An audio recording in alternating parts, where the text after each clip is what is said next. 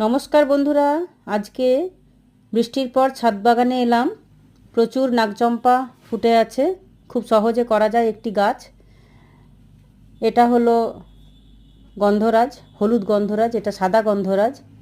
এরকম অনেক ফুল কিন্তু আমার ছাদ বাগানে আছে, বিভিন্ন ধরনের ফুল আছে। এটা রঙ্গন, এক থোকা ফুটেছে। এগুলো তো অ্যালামন্ডা, অনেকেই চেনেন। অ্যালামন্ডাও এখানে দু তিনটে কালার আছে, অফ হোয়াইট আছে। এটা হলো জ্যাট্রফা, এটাও কিন্তু খুব সুন্দর। শালুক ফুটেছে, ফুটেছে পদ্ম, পদ্মেরও কিন্তু প্রচুর কুড়ি আছে।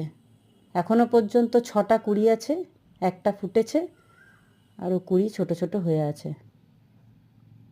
রজনীগন্ধা, রজনীগন্ধা ফুটেছে। এগুলো রেন লিলি, রেন লিলি তো বর্ষার সময় প্রচুর ফুটছে, প্রতিটা টব ভরে আছে।